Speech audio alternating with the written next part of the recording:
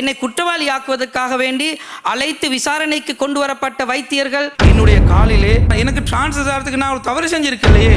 என் மனதில் வந்த தைரியம் இந்த சமூகத்தினுடைய தைரியம் இல்லாமலாகினாலும் இந்த சமூகத்தின் வெற்றி.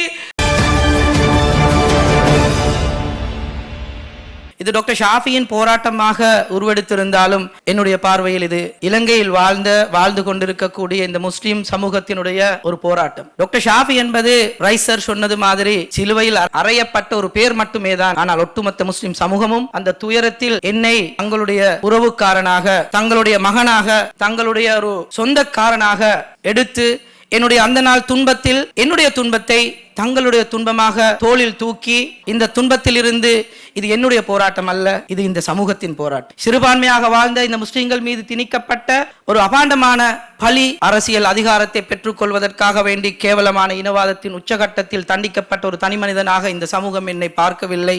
இன்று நான் அழைத்திருந்த இந்த அழைப்பிதழை தாண்டி இங்கு அநேக மாணவர்கள் ஒரு உணர்வு பூர்வமான நிகழ்வாக கல்முனை தொட்டு காலியில் இருந்தும் யாழ்ப்பாணத்திலும் இருந்து இந்த நிகழ்வுக்கு வருகை தந்திருப்பது இந்த சமூகத்தின் மேன்மையை இன்னும் நான் என்ன சொல்ல வேண்டும் என்று உங்களிடத்திலே கேட்டுக்கொள்கிறேன். அன்பானவர்களே, இங்கே நான் கோல் எடுத்து நான் பேசி நான் இன்விடேஷன் அனுப்பி வந்திருக்கக்கூடிய அனைவர் இங்கே இருந்தாலும் கூட அதையும் தாண்டி என்னுடைய கோல் இல்லாமல், என்னுடைய இன்விடேஷன் இல்லாமல், கூப்பிடாமலே இது எங்கட ஃபங்க்ஷன் என்று நான் கோல் எடுத்த நேரங்களில் மிக உயர்ந்த அதிகாரிகள் அவங்களோட இமோஷனை ஷேர் பண்ணி கொண்ட முறை எனக்கு உள்ளத்தில் ஒரு ஆனந்த கண்ணீரை கொண்டு வந்தது. சில அதிகாரிகளுக்கு நான் கதைச்ச நேரத்தில், Shafi, this is not your story, this is the story of our community, it is our responsibility to be with you. உங்களோட இருக்கிறது இந்த சமூகத்துக்காக வேண்டி நாங்கள் எங்களை அர்ப்பணிக்கிறது, இது எங்களுடைய கதை, நீங்கள் எங்களை இன்வைட் பண்ண தேவையில்லை.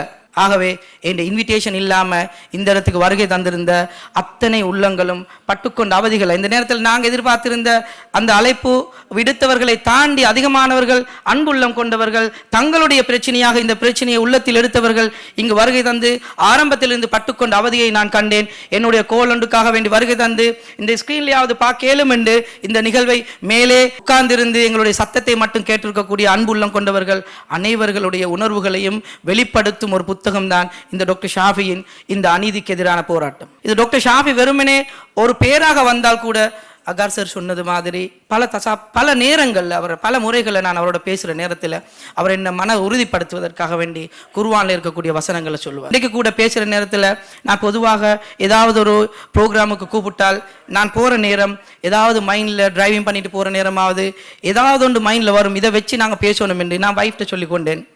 கடைசி மட்டும் நான் இங்கே வந்து சேரும் வரைக்கும் எனக்கு ஒன்றும் மைண்டில் வருகிறதில்லை. இந்த மக்களை கண்ட உடனே எனக்கு உண்மையிலே இந்த ஸ்டோரி, இந்த உச்சகட்ட ஆனந்தம், இந்த சமூகத்தின் ஆனந்தம், இந்த சமூகத்தின் உச்சகட்ட வெற்றி இன்றைக்கு தான் என்றதை இந்த நிகழ்ச்சியை இங்கிருந்து பார்ப்பவர்களும் இணையதளங்களூடாக வெளிநாடுகளில் இருந்து பார்ப்பவர்களும் கட்டாயமாக உணர்வார்கள் என்பதை நான் உணர்ச்சிபூர்வமாக உங்களிடத்தில் ஒப்பு வைக்க விரும்புகிறேன். நாங்கள் எத்தனையோ கதைகளை குர்ஆனில், நான் சிறையில் இருக்கிற நேரத்தில் கூட இந்த கையில் மாஞ்சி போட்டு என்ன கூட்டிகிட்டு கொண்டு போகிற நேரத்தில் 4வது மாடி இல்லை கொண்டு போய் நிப்பாட்டுற நேரத்தில் நான் கேள்விப்பட்டிருக்கிறேன். 4வது மாடி என்று சொன்னது 4th ஃப்ளோர்ன்றது மிச்சமே ஒரு கிரிட்டிக்கல் ஒரு யூனிட் என்று நான் கேள்விப்பட்டிருக்கிறேன். அந்த கிரிட்டிக்கல் யூனிட்டில் என்னை கொண்டு போய் நிப்பாட்டி இதுதான் 4வது மாடி என்று ராவையில் 1:30 மணிக்கு கதை ஒன்றை திறந்து இங்கே கதைக்கிற நேரம் சொன்னாங்க. உள்ளுக்கு போட்டு இதுளுக்கு தான் மாக்கந்துர மதுஷும் இருக்கிறார் என்று எனக்கு அறிமுகப்படுத்தினார். இதில் நான் பெருமை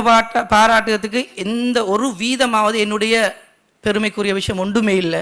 நான் கண்ட ஒரே ஒரு உண்மை சார், நான் உங்கள்கிட்ட ஒப்படைக்கிறேன். இந்த மனதில் வந்த தைரியம், நான் சந்தித்த போது பேசின விஷயங்கள், அந்த உத்தியோகத்தர்களோட நடந்து கொண்ட முறைகள் அத்தனையுமே அவருடைய உதவியை இல்லாமல் ஒரு நாளுமே நடக்க மாட்டாது. என் மனதில் வந்த தைரியம் இந்த சமூகத்தினுடைய தைரியம், இந்த மனதில் ஏற்பட்ட அந்த முகம் கொடுக்கக்கூடிய அந்த துணிவு இந்த சமூகத்தினுடைய துணிவு, இந்த உலமாக்களுடைய துணிவு, இந்த தாய்மார்களுடைய துணிவு, இந்த சமூகத்தினுடைய துவாக்கள் அத்தனையும் நான் நேரடியாக கண்டுகொண்டேன். என்னை குற்றம் சுமத்தி என்னை குற்றவாளி ஆக்குவதற்காக வேண்டி அழைத்து விசாரணைக்கு கொண்டு வரப்பட்ட வைத்தியர்கள், தாதிமார்கள் என்னுடைய காலிலே அந்த உத்தியோகத்தர்கள் முன்னால வந்து බුලුන්දු කුඹුට්ටු මේ බුදුමහත්ෙක් වගේ ජීවත් වෙච්ච මිනිසෙක් මෙයාට කරදර වෙන්න ඉඩ තියන්න එපා සර්, මෙයාට කරදර නොවේවා කියලා මම බාහිර වෙලා ඉන්නවා, நான் நேர்த்தி செஞ்சிருக்கிறேன் என்று சொல்லி அல்லாஹ் நிலைமைகளை மாத்தி வச்சார். நாங்க படிச்சிருக்கிறோம் கதையில இப்ராஹிம் நபியை நெருப்புல தூக்கி போட்டாங்க. அந்த நெருப்புல தூக்கி போட்ட சந்தர்ப்பத்துல மலைக்குரிய மலக்கு வந்து கேட்கிறாரு, நான் என்ன செய்யணும்? அல்லாஹ்வோட அறிவோட அல்லாஹ் சொல்லி வந்தீங்களா? இல்ல. என் மகள் சொன்னா அந்த நேரம் தான் ஹஸ்புன் அல்லாஹ் வ நிஅமல் வக்கீல். நான் நினைக்கிறேன் எங்கட எல்லா டீலுக்கும், எங்கட நலவாக இருக்கட்டும், சந்தோஷமாக இருக்கட்டும், சஞ்சலமாக இருக்கட்டும், எல்லா நிகழ்வுக்கும் நாங்க கை தூக்கி நிற்கக்கூடிய ஒரே ஒரு இடம் இருக்கும் என்றா அந்த ரப்புல் ஆலமீன் மட்டுமே தான். இடத்துல பிரச்சனை போயிட்டு இருக்கிற நேரத்தில் வந்து சந்திச்சவங்க பேசினாங்க, நாங்க ஜனாதிபதியை சந்திப்போம், பிரதமரை சந்திப்போம், நீதி அமைச்சரை சந்திப்போம், நிதி அமைச்சரை சந்திப்போம். நான் பேரை குறிப்பிட விருப்பப்படல, நீங்க தந்த தைரியம் தான், உங்களோட துவாக்கல்ல பிரதிபலன் தான். நான் அவங்களுக்கு சொன்ன பதில், என்னோட இந்த டாக்டர் ஷாஃபி சொன்ன கேரக்டரோட, இந்த சமூகத்தோட, இந்த முஸ்லிம்களோட அல்லாஹ் இருக்கிறான். இந்த அல்லாஹ்வை தாண்டி ஒருத்தர் உங்களுக்கு பவர்ஃபுல் ஒருத்தர் இருந்தா சொல்லுங்க, இந்த முஸ்லிம் கம்யூனிட்டியை ரெப்ரசென்ட் பண்ணுறதுக்கு நான் உங்களோட வாரேன். இந்த தைரியம் நீங்க தந்த தைரியம், இந்த உணர்வு நீங்க தந்த உணர்வு. நான் கண்ட வெற்றி இல்ல, இது டாக்டர் ஷாஃபி இந்த வெற்றி இல்ல. எல்லாருக்கும் தெரியும் 2019ஆம் ஆண்டு பொம்பிளாஸ்டுக்கு பிறகு இந்த முஸ்லிம் சமூகத்தின் மனநிலை. நான் உமர்தீன் ஹசரத்துக்கு கால் பண்ணி கேட்கிறேன், அவர் சொல்ற நேரம் ஞாபகம் வருது, ஹசரத் என்ன அரெஸ்ட் பண்ண போறாங்களாம். இருந்த நீதி அமைச்சருக்கு கால் பண்ணி கேட்கிறேன், என்ன அரெஸ்ட் பண்ண போறாங்களாம், என்ன செஞ்சீங்க நீங்க? இந்த ஸ்ட்ரீல என்ன வாப்பா என்ன வளர்த்த மாதிரிக்கு லைட் பில் ஒன்று ரெட்ல வந்தாலே என்ன வாப்பா விருப்பம் இல்ல. எங்கட வாப்பா லைட் பில் ஒன்று கட்ட பிந்தி என்ன தவறுண்டால ரெட் பில் அடுத்தது வந்தாலே எங்களுக்கு பழக்கம் இல்லை. ₹1 பேங்க்ல வட்டிக்கு எங்கட வாப்பா எடுத்து எங்களை வளர்க்கல. கிராமத்துல இருந்து எங்கட ஃபாயிஸ் முஸ்தபா சார் சொன்ன மாதிரி நாங்க எல்லாம் கிராமத்து வாசி, கிராமத்துல இருந்து நாங்க வளர்ந்து வந்தது என்பதனால இந்த மனிதநேயம், அந்நிய மக்களோட நல்ல முறையில பழகுறது, இதெல்லாம் எங்கட அடிப்படையில் இருந்து வந்தது. ஆகவேதான் நாங்க புத்திசாலிகளாக எங்களுக்கு எதிராக செய்யப்படக்கூடிய எந்த சூழ்நிலையிலையும் நாங்க ஈமான் கொண்டவர்களாக, பொறுமையுடையவர்களாக. அகார் சார் இந்த வசனத்தை சொல்லுங்க என்று அனுப்பியிருக்கிறாரு. பொறுமையுடையவர்கள், பொறுமையோடையும் தொழுகையோடையும் இருந்து உங்களுடைய பிரச்சனைகள்ல உறுதியாக இருங்க. அல்லாஹ் பொறுமை இல்லாதவங்களோட, ஈமான் இல்லாதவங்களோட இருக்கிறானா? இல்ல, உங்களோட தான் இருக்கிறான் என்றதை அல்லாஹ் நிரூபிச்சு காட்டினானா இல்லையா? அன்பார்ந்தவர்களே, எங்கட உடம்புல, எங்கட ஊர்ல, எங்கட சமூகத்தில் வரக்கூடிய நிகழ்வுகள்ல, பிரச்சனைகள்ல நாங்க ஒரு தனித்துவமான இஸ்லாமியர்களாக, முஸ்லீம்களாக பிரச்சனைகளுக்கு முகம் கொடுக்கும் பட்சத்தில் மட்டும்தான் இந்த விடிவையும் இந்த வெற்றியையும். இன்றைக்கு கூப்பிட்டு நான் இறங்கி வார நேரத்தில் என் டீம் அப்படி வார நேரம் நான் கேட்டேன், என்னை இப்படி எல்லாம் கோட் உடுப்பாட்டி புக் ஒன்று எழுதி, இன்னும் 50 வயசு ஆகல, 50 வயசுக்கு முதல்ல என் ஃபோட்டோவை போட்டு டாக்டர் ஷாஃபின்னு சொல்லி இந்த கம்யூனிட்டி என்ன கொண்டாடுது, இந்த கம்யூனிட்டி கொண்டாடுது டாக்டர் ஷாஃபியை இல்லை, இந்த கம்யூனிட்டிக்கு எதிராக இழைக்கப்பட்ட அநீதியில் வெற்றி கண்ட வெற்றியை கொண்டாடுது. என்னை இந்த இடத்துல கொண்டு வராங்க. ஆனால் இவங்க நினைச்சிருந்தாங்க என்னை கொண்டு போய் பூமி உள்ளுக்கு வச்சு, என்ன கொண்டு போய் இந்த சமூகத்தில் பலரையும் அவங்க முஸ்தபா சார் சொன்ன மாதிரி, ராய் சார் சொன்ன மாதிரி பெரிய ஒரு ப்ரொபகண்டா, பெரிய ஒரு சூழ்ச்சி, பெரிய ஒரு மீடியா கம்பெயினை கொண்டு வந்து எங்களோட சமூகத்தை அழிக்கிறதுக்கு ஒரு துரும்பாக அல்லாஹ் பாதுகாத்தான். உங்களுடைய ஒத்துமை, நீங்க எல்லாரும் ஒன்று சேர்ந்தீங்க. உங்களுக்குள்ளால ஜமாத்காரன் இருக்கவும் இல்ல, உங்களுக்குள்ளால தௌஹீத்காரன் இருக்கவும் இல்ல, உங்களுக்குள்ளால சூஃபி முஸ்லீம் இருக்கவும் இல்ல.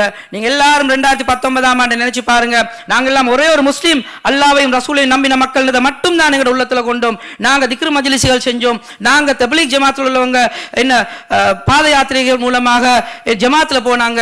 நான் வெளியே வாரேன், ஹசரத் கால் பண்ணி சொல்றார், ஜூலை 25 ஹஜ்ஜி போயிருக்கிறாங்க நிறைய உம்மத்துக்கள், நான் என்ன ரிலீஸ் பண்றாங்க. 2019ஆம் ஆண்டு 7ஆம் மாசம் 25ஆம் தேதி ஹிஸ்டரியில முதல் முறையாக கோர்ட்ல வெளியாக்குறாங்க. 7:45க்கு என்ன ரிலீஸ் பண்றாங்க. கோர்ட் எனக்காக வேண்டி 7:45 வரைக்கும் அந்த சல்லியை கட்டுறதுக்காக வேண்டி கவுண்டர்ல ஓபன் பண்ணி வச்சிருந்தாங்க. வெளியே வார நேரம் சொன்ன கதை உங்களுக்காக வேண்டி. டாக்டர் காலையில ஒரு தவாஃப் போனாங்க, இந்த இப்பையும் போய்கொண்டுதான் இருக்கிறாங்க. நோன்பு என்ற சமூகம் அன்றைக்கு, என் சமூகம் நோன்பு பிடிச்சிருந்தாங்க. என் சமூகம் அன்றைக்கு தான் நோன்பு பெருநாள் அண்டு நான் நம்பல, என் சமூகம் பெருநாள் கொண்டாடினாங்க. நெருப்புல இருந்தாங்க, இப்ராஹிம் நபியை தூக்கி நெருப்புல போட்டது மாதிரி என் சமூகத்தை நெருப்புல போட்டாங்க. ஆனா என் சமூகம் அல்லாஹ்வை மறக்கல. அல்லாஹ்வின் உதவியை ஒரு புறமாக வச்சுட்டு தந்த முயற்சிகள்ல, அதிகாரத்தின் பின்னால, ஆட்சியின் பின்னால, ஒன்றுக்கு பின்னாலையும் போகல. எங்கட சார் சொன்ன மாதிரி ஒரு நல்ல ஒரு லீடர்ஷிப்ல, அல்லாஹ்ட நம்பிக்கையோட எதையும் வெல்லணும்டா அல்லாஹ்ட உதவி மட்டுமே தான் எங்களுக்கு போதும். அல்லாஹ்ட உதவியை மட்டுமே கொண்டுதான் நாங்க குருநாகல் ஹாஸ்பிட்டல்ல போடுறதுக்கு எத்தனையோ லெட்டர்ஸ், எத்தனையோ கடிதங்கள் அடிச்சு, எத்தனையோ இன்வெஸ்டிகேஷன் நடந்து, கடைசியில என்ன கம்பல்சரியாக லீவ் தந்தவங்க பெரிய ஒரு பிழை இது நடந்தது, எந்த விதமான ஒரு சாட்சியும் இல்லாம அரெஸ்ட் பண்ணினாங்க, எந்த விதமான ஒரு எவிடன்ஸும் இல்லாம இன்வெஸ்டிகேஷன் நடத்தினாங்க.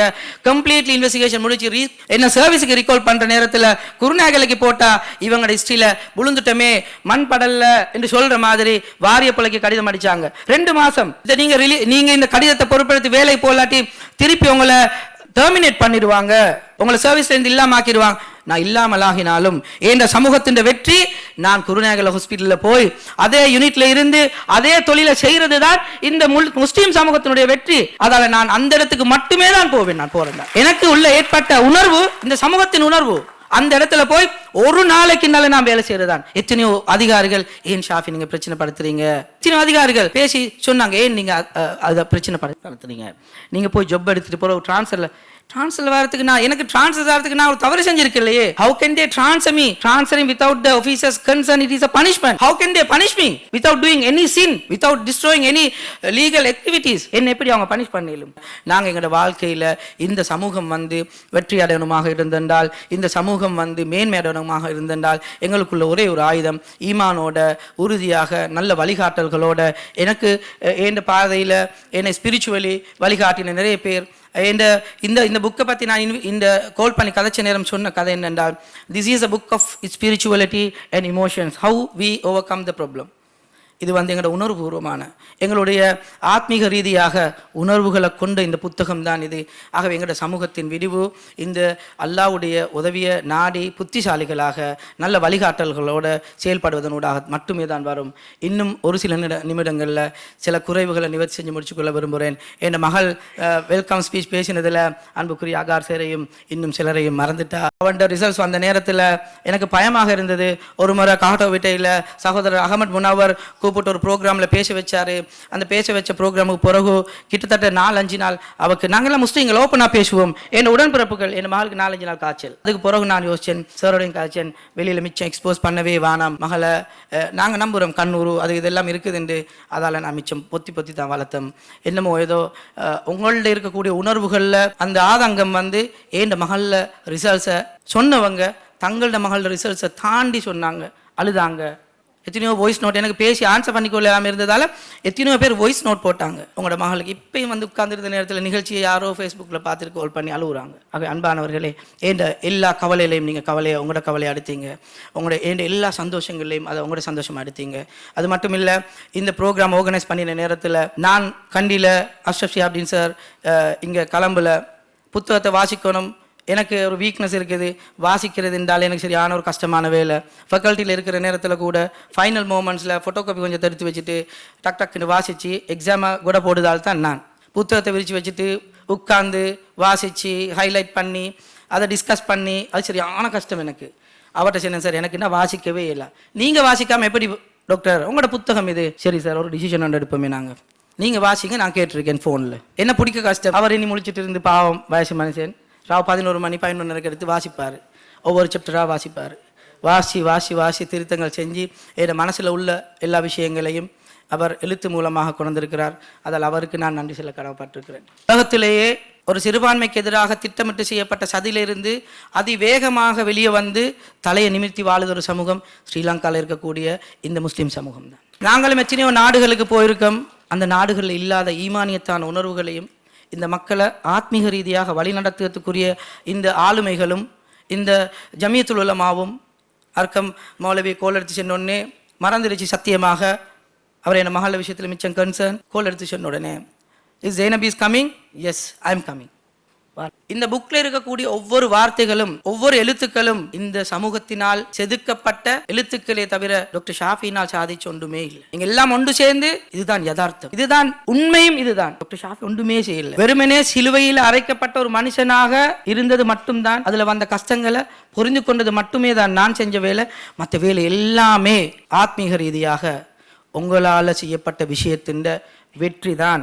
இந்த முஸ்லிம் சமூகத்தின் தனித்தனி மனிதர்களுடைய ஒட்டுமொத்த செயல்பாடுகளினுடைய வெளிப்பாடும் தான் இந்த புத்தகம். எதிர்காலத்தில் ஒரு சிறுபான்மைக்கு அநியாயம் நடந்தா நாங்க எப்படி வெளியே வந்தோம் என்று சொல்றத அந்த புத்தகம் அவங்களுக்கு அறிமுகப்படுத்தும். எழுதுவாப்பான்னு சொல்லுவார்.